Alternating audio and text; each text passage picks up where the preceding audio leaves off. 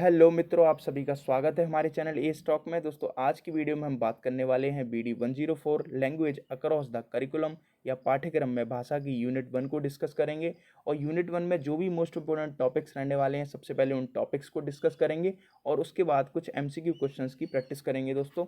सो यकीन मानो दोस्तों, पहले टॉपिक्स को समझना बहुत इंपॉर्टेंट है। जब तक आप क्वेश्चंस लगाने बैठोगे तब तक आपके टॉपिक्स क्लियर नहीं होंगे दोस्तों, वो अच्छे से आपको याद नहीं होंगे, अच्छे से समझ नहीं पाओगे उनको। और यूट्यूब पर बहुत सारी वीडियो आ रही हैं दोस्तों, केवल क्वेश्चन क्वेश्चन ही कराए जा रहे हैं दोस्तों। उससे काम नहीं बनने वाला है, आपको थोड़ी देर के लिए याद रहेंगे, फिर आप भूल जाओगे उन्हें। तो पहले टॉपिक्स को पढ़ना बहुत ज़रूरी है। अगर आप पहली बार आए हमारे चैनल पर तो प्लीज़ 3 से 4 मिनट वीडियो को देखें। अगर आपको अच्छा लगे तो प्लीज़ लाइक करना, वरना तो डिसलाइक कर देना। सबसे पहला टॉपिक है दोस्तों हमारा भाषा। तो भाषा से रिलेटेड ये पूरा यूनिट है दोस्तों। तो भाषा, सबसे पहले भाषा होती क्या है दोस्तों?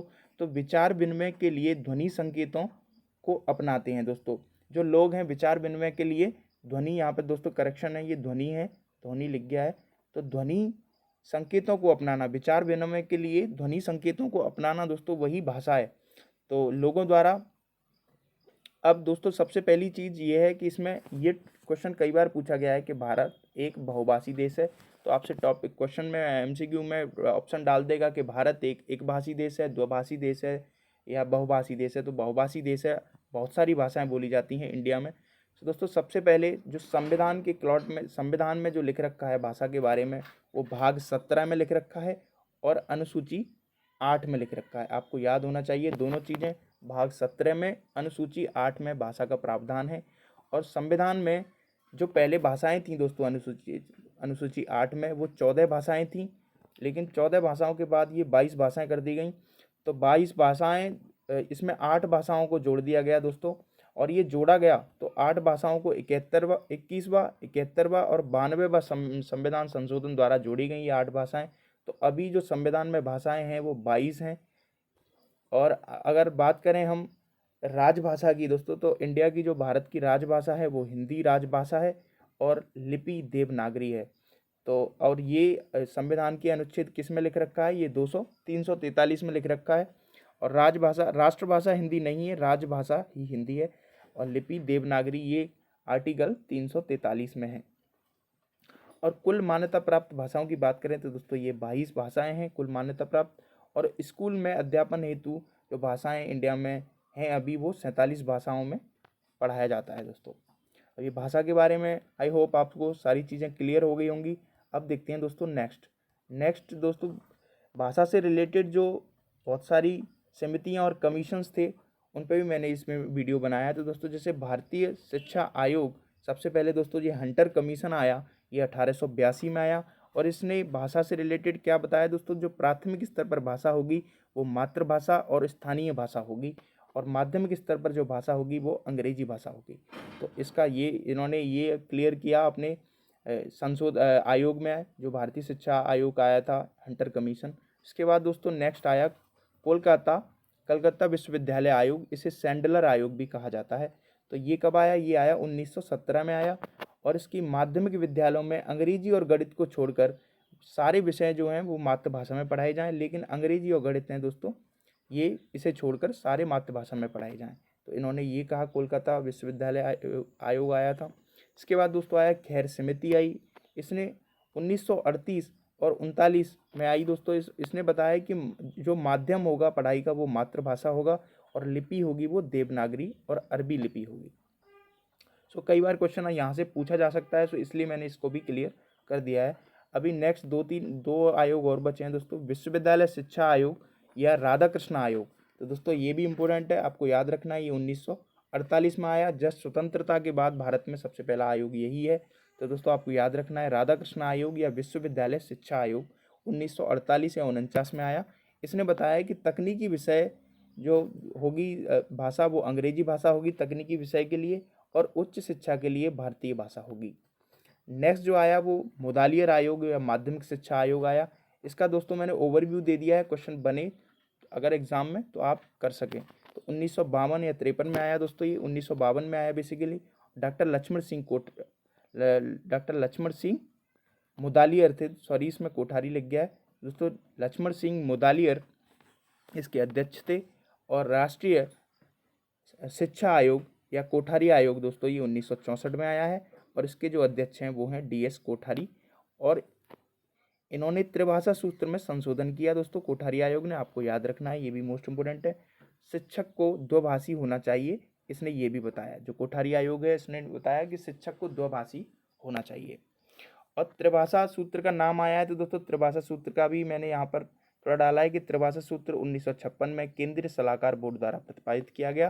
त्रिभाषा दोस्तों बेसिकली है क्या कि जो पाठ्यक्रम में क्षेत्रीय भाषा होनी चाहिए और अन्य एक भारतीय भाषा और अंग्रेजी या यूरोपीय भाषा का प्रावधान होना चाहिए। ये 1956 में आया त्रिभाषा सूत्र और कोठारी आयोग ने इसका संशोधन किया।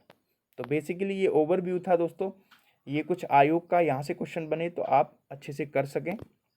नेक्स्ट देखते हैं दोस्तों, जो मोस्ट इंपोर्टेंट है इस टॉपिक का वो है फ्लेंडर की अंतःक्रिया विश्लेषण पद्धति। यहाँ से डेफिनेटली क्वेश्चन बनेगा दोस्तों, आपको अच्छे से कर लेना है ये फ्लेंडर की अंतःक्रिया विश्लेषण पद्धति। तो सबसे पहले फ्लेंडर की अंतःक्रिया विश्लेषण पद्धति को समझते हैं दोस्तों। तो ये सबसे पहले कहाँ हुई, तो ये मिनेसोटा विश्वविद्यालय में इसको कराया गया। तो ये दोस्तों अंतःक्रिया होती है वो कहाँ होती है, वो कक्षा कक्ष में होती है। तो कक्षा कक्ष में कौन कौन होता है दोस्तों, शिक्षक होता है और एक छात्र होता है। तो दोनों के बीच में अंतःक्रिया होती है, ये शिक्षक के और छात्र के बीच में, दोनों के बीच में ये अंतःक्रिया होती है। ये पूछा जा सकता है कि ये अंतःक्रिया कहाँ होती है, तो शिक्षक और छात्र दोनों के बीच में होती है। अब दोस्तों इस अंतःक्रिया में होता क्या है, तो शिक्षक की शिक्षण प्रभावशीलता का अध्ययन किया जाता है कि शिक्षक है वो कितना इफेक्टिव पढ़ा रहा है बच्चों को। तो उसकी शिक्षण की प्रभावशीलता को देखा जाता है, उसकी प्रभावशीलता को नापा जाता है इसमें। तो इसमें पूर्व संप्रेषण आकलन नहीं हो पाता है, इसमें पूर्व संप्रेषण का आकलन नहीं हो पाता है दोस्तों। ये भी इंपॉर्टेंट पॉइंट है, आपको याद रखना है। अब कक्षा कक्ष अंतःक्रिया विश्लेषण पद्धति को 2 भागों में बांटा गया है। तो वो किसने बांटा है, वो है एक SP रोहेला की बुक है एजुकेशन टेक्नोलॉजी। उस बुक में लिखा है दोस्तों कि कक्षा कक्ष की अंतःक्रिया विश्लेषण पद्धति को 2 भागों में बांटा गया है। तो एक भाग है दोस्तों शाब्दिक अंतःक्रिया और एक है अशाब्दिक अंतःक्रिया। तो शाब्दिक अंतःक्रिया छात्र शिक्षक के बीच में संवाद होना क्लास में, तो वो एक शाब्दिक अंतःक्रिया है। और छात्र और शिक्षक के बीच में चीज़ों या चिन्हों या इशारों का प्रदर्शन करके पढ़ाई होना, वो एक अशाब्दिक अंतःक्रिया है। तो फ्लेंडर ने शाब्दिक अंतःक्रिया पर, शाब्दिक व्यवहार पर ज़्यादा बल दिया और इसी पर रिसर्च की। तो शाब्दिक अंतःक्रिया को दोस्तों इन्होंने रिसर्च के लिए माना। तो शाब्दिक अंतःक्रिया को हम पढ़ेंगे, शाब्दिक व्यवहार को पढ़ेंगे कि शाब्दिक व्यवहार फ्लेंडर ने क्या माना। तो शाब्दिक व्यवहार था दोस्तों जो फ्लेंडर ने माना, शाब्दिक व्यवहार को इसके 10 वर्गों में से प्रतिपादित किया। तो दोस्तों 10 वर्गों में सबसे पहले शिक्षक वार्ता को 7 वर्गों में और छात्र वार्ता को 2 वर्गों में और मौन और चुप्पी को 1 वर्ग में। तो दोस्तों यहाँ से कई बार क्वेश्चन बनाया जाता है कि फ्लेंडर की अंतःक्रिया विश्लेषण पद्धति के शाब्दिक व्यवहार को कितने वर्गों में बांटा गया, तो 10 वर्गों में बांटा गया, आपको याद रखना है। अगर पूछ ले कि शाब्दिक व्यवहार को कितने वर्गों में बांटा गया, तो ये बेसिकली 3 वर्ग बांटे गए हैं, जैसे शिक्षक वार्ता, छात्र वार्ता और मौन और चुप्पी। तो अब शिक्षक वार्ता के दोस्तों 10 हैं, मतलब 7 हैं दोस्तों। 4 तो हैं प्रत्यक्ष 3 हैं प्रत्यक्ष वार्ता के और 4 हैं अप्रत्यक्ष वार्ता के। प्रत्यक्ष वार्ता वो वार्ता होती है शिक्षक की क्रियाओं का महत्व दिया जाता है, जैसे शिक्षक का निर्देश देना, शिक्षक द्वारा जो भी बच्चों को कराया जाता है वो शिक्षक की क्रियाओं का महत्व दिया जाता है इस प्रत्यक्ष वार्ता में। और अप्रत्यक्ष वार्ता में दोस्तों छात्रों की क्रियाओं को महत्व दिया जाता है, जैसे छात्रों द्वारा शिक्षक को पूछे गए प्रश्नों का उत्तर। तो छात्रों की क्रियाओं का यहाँ पर बल दिया जाता है। बेसिकली क्वेश्चन बनेगा दोस्तों वो यहाँ से बनेगा कि शाब्दिक अंतःक्रिया कितने वर्गों में बांटी गई और शिक्षक वार्ता को कितने वर्गों में बांटा गया, तो दोस्तों आपको याद रखना है। अब जो नेक्स्ट है वो है दोस्तों पारस्परिक वर्ग प्रणाली। जो सबसे पहले पारस्परिक वर्ण प्रणाली आई दोस्तों, तो वो ओवर लेके आए और 1968 में आई दोस्तों। तो इसमें क्या था, पारस्परिक वर्ग प्रणाली में 19 वर्गों की तालिका बनाई दोस्तों इन्होंने। 19 वर्गों की तालिका, यहाँ से क्वेश्चन कई बार पूछा गया है कि 19 वर्गों की तालिका प्रणाली किसकी थी, ओवर की थी। पारस्परिक वर्ग प्रणाली का नाम 19 वर्गों की तालिका बना के अध्ययन किया दोस्तों।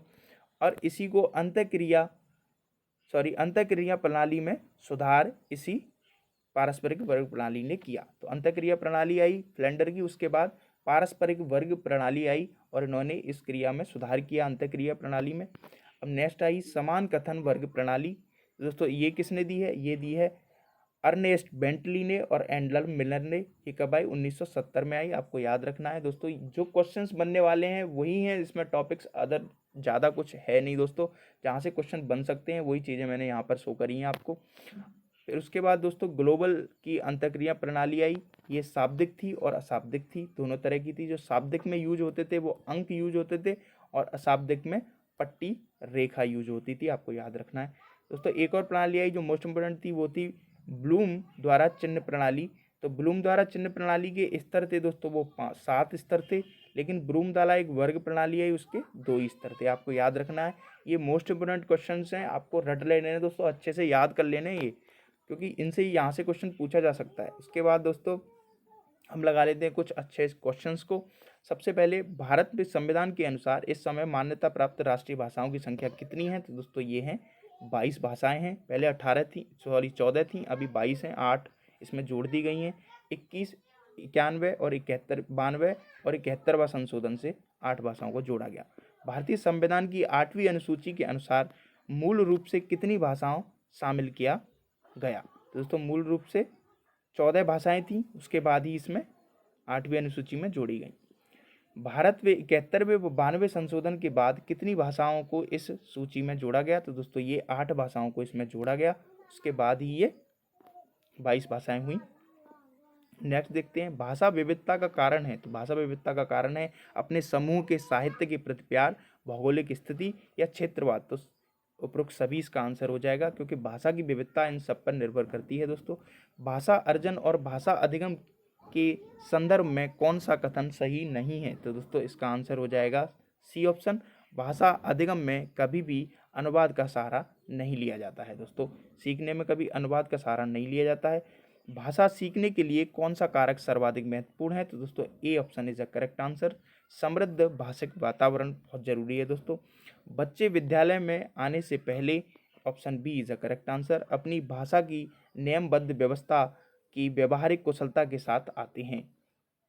नेक्स्ट क्वेश्चन है, बच्चे अपने परिवेश से स्वयं भाषा अर्जित करते हैं। इसका एक निहितार्थ यह है कि D is the correct answer, बच्चों को समृद्ध भाषीय परिवेश उपलब्ध कराया जाए। नेक्स्ट है दोस्तों, किस आयोग ने शिक्षा का माध्यम भाषा के लिए सुझाव दिया कि प्राथमिक स्तर पर मातृभाषा और स्थानीय भाषा के सिद्धांतों का पालन किया जाना चाहिए तथा माध्यमिक स्तर पर शिक्षा का माध्यम पूर्ण रूप से अंग्रेजी बनाने पर बल दिया? तो दोस्तों इसका आंसर है ए, भारतीय शिक्षा आयोग 1982, जो सबसे पहला आयोग आया, इसी ने इस चीज़ को बोला है दोस्तों। भाषा अर्जित करने की प्रक्रिया में किसका महत्व सर्वाधिक है? तो दोस्तों इसका आंसर है सी, समाज का मोस्ट इम्पोर्टेंट महत्व है। भाषा अर्जित करने में वाइगोटस्की ने किस प्रकार सबसे अधिक बल दिया है? किस पर सबसे अधिक बल दिया है? तो दोस्तों ये है समाज में होने वाले भाषा प्रयोगों को सबसे ज़्यादा बल दिया है। प्राथमिक स्तर पर भाषा सिखाने से तात्पर्य है, तो इसका आंसर हो जाएगा डी, भाषा का प्रयोग सीखना। भाषा क्या है दोस्तों? यह एक नियमबद्ध व्यवस्था है, विद्यालय में सीखी जाती है, या नियमों की जानकारी। दोस्तों ये तो कॉमन चीज़ें हैं, लेकिन इसका सी ऑप्शन इसलिए करेक्ट है क्योंकि एक इसका भाषा का लॉ है, ये नियमबद्ध व्यवस्था है। कलकत्ता विश्वविद्यालय आयोग 1917 ने किस अन्य नाम से जाना जाता है? तो दोस्तों इसका आंसर है Sandler commission, option A is the correct answer. किस आयोग ने कहा कि माध्यमिक विद्यालयों में अंग्रेजी व गणित को छोड़कर अन्य सभी विषय मातृभाषा में पढ़ाए जाएं? तो दोस्तों इसका आंसर है बी, कलकत्ता विश्वविद्यालय आयोग। यह किसका कथन है कि बालक का विकास उसकी मातृभाषा में ही हो सकता है क्योंकि वह इस भाषा को जन्म से सीखता आया है? तो दोस्तों इसका आंसर है महात्मा गांधी ने बोला है।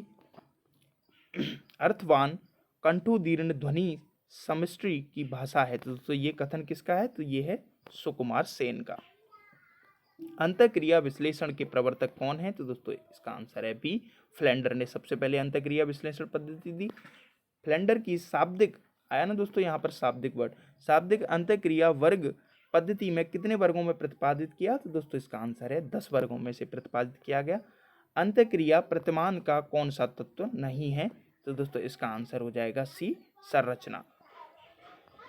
यह किस समिति आयोग ने कहा कि शिक्षा का माध्यम मातृभाषा हो और लिपि के रूप में देवनागरी और अरबी दोनों को प्रचलन होना चाहिए। तो दोस्तों इसका आंसर है बी, खैर समिति ने इस चीज को बोला है।